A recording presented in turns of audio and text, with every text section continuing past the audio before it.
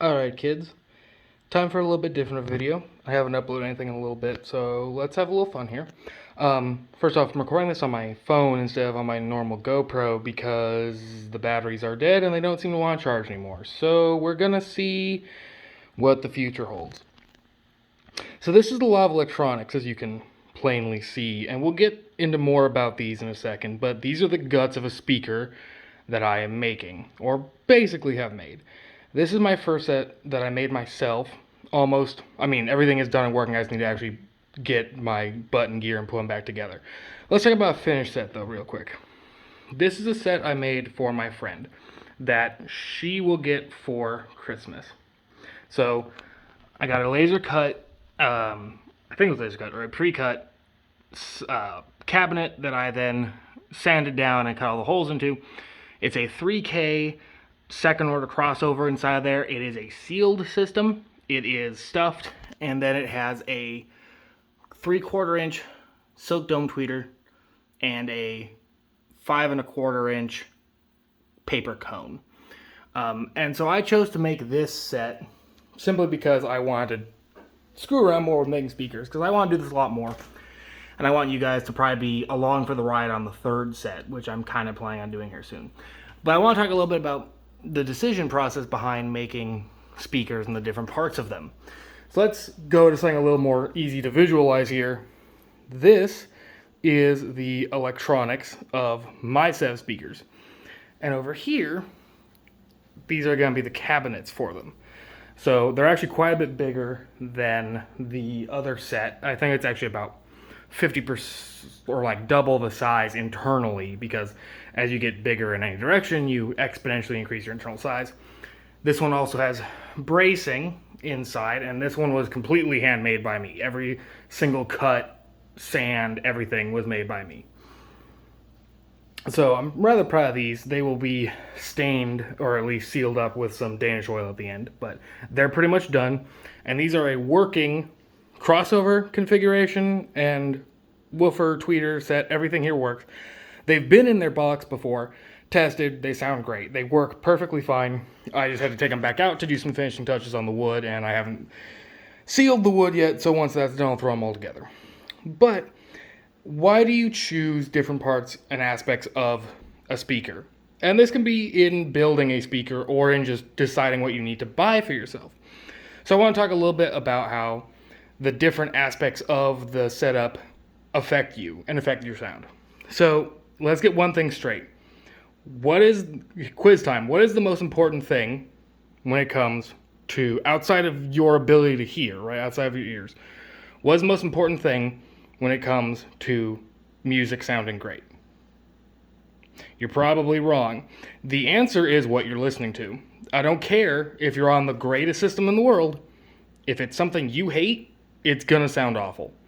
If it's something you love, you'd rather listen to it on something bad than not at all.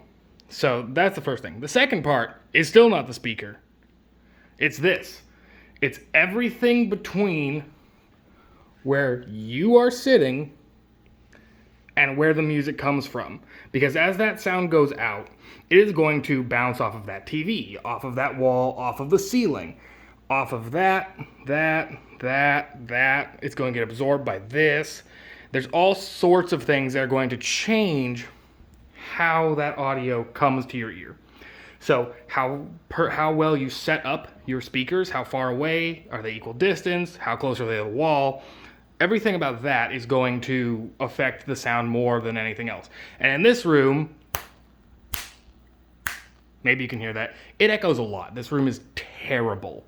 And I don't have a nice open space between my speakers because I don't have any space where I could do that. They have to be there. I have nowhere else to put them. So all the audio files out there, yes, you are right. I should have them 3 feet from the wall, and I should be 3 feet in, and we should be equal distance, and everything should be treated, and yes, that'd be perfect, but I don't live in a world like that, so I can't do it. After that, let's talk about the speaker decisions itself. So you have to consider how big a cabinet you want. The larger it is, the more open it is inside, the more bass response you'll get. This is because you have less pressure that you have to push in against or be pulling you back in as a vacuum as your woofer goes in and out of this space, because as it goes out, it's going to become a little bit of a vacuum behind it, and as it goes in, it's going to kind of make the air back here a vacuum, but this is much less important than inside this box. It's going to be pushing it in, and eventually that kind of spring force will stop making it go in and out. So the bigger it is, the better your bass. Also, if you stuff the cabinet, it can make it feel to the woofer as if it's a little bit bigger, so that can also help. And then a resonance system. Do you want sealed, ported, or passive radiator? Sealed, red ones, sealed, they're just a box. Ported, they have a tube at the back, which actually those tubes are over there, and that will let some of the air out, and as the air kind of goes over the back of that tube, it will resonate inside of that chamber and it'll allow the sound to go lower. And passive radiator, here on my Vanitudes, passive radiator is basically a fake driver with, it basically doesn't have a magnet or a voice coil, but everything else is the same, and it has to be specifically weighted to your woofer, but that will resonate as the air inside of there moves, and that will let it also go lower. Passive radiator is probably the best system, but it's also the most difficult to tune and is the most expensive because you're 80% of the way to a real driver at that point. That's why you see a lot of ported speakers, because it's a nice balance in between the difficulty and expense of a passive radiator, but also gives you more bass than a sealed. So that's why I chose that for my own speaker. I didn't do it for the other speakers that I made because it was just another factor I didn't feel I needed to do. They're going to be near field. They don't really need to go that low. So that's why I did that. The next part is going to be your woofer. Let's think about how, or I guess actually you really have to consider how many ways you want to break down your speaker. In this case, I have done both two-way systems. That means I have the audio signal comes in and it splits between a woofer and a tweeter. So you have one thing that's doing low frequency and one thing that's doing high frequency. That's what this speaker is. That's what that speaker is. Basically every speaker, I think every speaker I have is that way. Now you could do a three-way system where you have tweeter, mid, bass. Four-way, you could have tweeter, high mid, low mid bass, or a mid bass coupler is kind of what that lower one's called. It depends on who you ask. So it depends on why you do that. Now, basically speaking, no one driver can do the entire frequency range. The reason for this is that as you see here, right, that woofer is playing the lower frequencies. I needed to push a lot more power because for a given amplitude, if your wavelength is really long, you have a lot of air and a lot of power under that curve. But if you have a tweeter, right, which has same amplitude but a much smaller waveform, you have a lot less power, so you have a lot less air you have to push. Also, you want it to be light and able to adjust to motion really quickly so that you can have 20,000 movements per second versus something that's trying to go down up to maybe 3K, maybe down, in this case it's like 3K down to about 100. It doesn't have to move anywhere near as fast, but it has to move a lot more. So it can be a little heavier, but it needs to be a lot bigger. So no one driver is really going to be perfect at any one job. And so basically within certain limits, right, the more specialized you get the driver, the better it will handle that frequency range it is designed for. The issue with that then is, though, you now have more parts it has to go through because you have to make a more complicated crossover. Crossovers are where it's the crossover point. It's a circuit that defines the crossover point between two speakers, or between two drivers in a speaker, or multiple drivers. And we're not going to talk about exactly how you make a crossover because that could take hours on its own. But just know that it's where most of the magic of speaker design happens because it can be done in many, many ways, and a lot of them can be valid and different. In this case, two-way crossover, pretty basic. Next is cone design. If we're not going to talk about more exotic parts yet, we can talk about that later in another video. But I just want to talk on speaker material. So in this case, I have basically it's a silk dome tweeter and a paper woofer. Paper is kind of the most traditional one you're going to go with. It is the most available and probably the cheapest.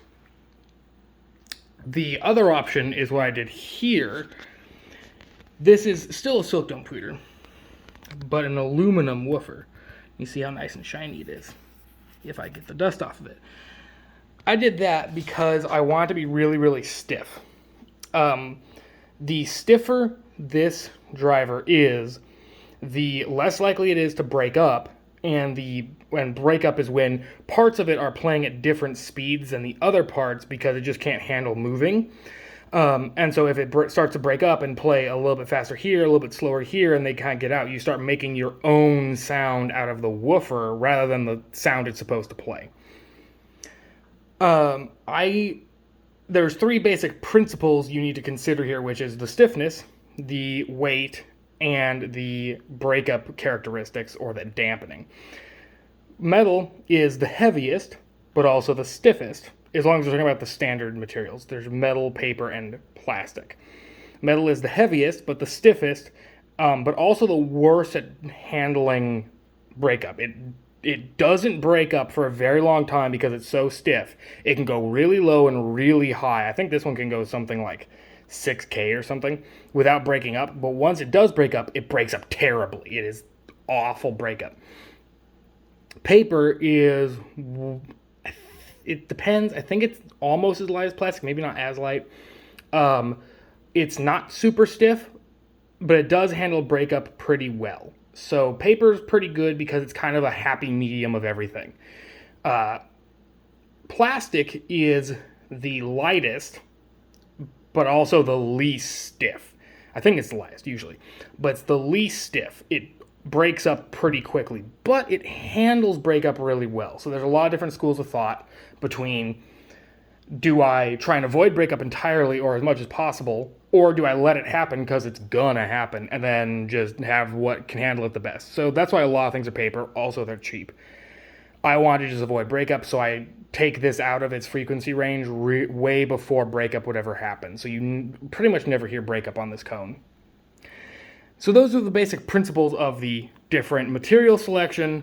When it comes to tweeters, you're pretty much always going to be going with a dome tweeter. They are pretty much the gold standard, and they work really well. Very small, very light, and very stiff because that dome shape is just a very strong shape. The crossover, again, I wouldn't worry about too much if you are designing one. What you really want to worry about is probably do a second order crossover, maybe go to a third if it sounds wrong, maybe go to a fourth if it sounds wrong. The order is just going to be how fast you roll off. And other than that, you're going to want to just kind of figure out where you need to make that crossover, and that's going to be dependent on the drivers you choose. In this case, 3.2K, or this one's 3, this one is 3.2. And I would have to do an entire video by itself to explain why you would choose one thing or another in a crossover. But if you're buying a speaker, you can't really adjust the crossover. Just accept what it is. And that's why you kind of have to listen to speakers, because no matter what it looks like on the outside, the crossover is going to be a massive part of what it sounds like, and you can't change it or choose anything. So you have to kind of learn to trust a company and decide if you like what that company does or not. And also, trust that they designed it properly. And you just it's personal taste a lot. Once you're at a certain level of speaker, you are kind of doing more of a horizontal motion than a vertical one. So you're going to have to listen to a couple before you can choose. I hope that helps as a starter for how speakers work. I could go on for hours and hours and hours about the very nitty-gritty specifics of exactly what makes a woofer better or not, or a tweeter better or not. And we can start getting into AMTs, which is air motion transformers, or monopoles and dipoles and open baffle and, electrostatic or planar magnetic. But we're not going to do that here. That could be another video. Again, hope this helps a little bit, and I will see you with more content like this, describing kind of the general idea of how audio works, and also probably another speaker build in the future. Thank you. I hope you all have a good day, and I hope that people think this is a little bit less like Zeos. Anyhow, peace out, guys.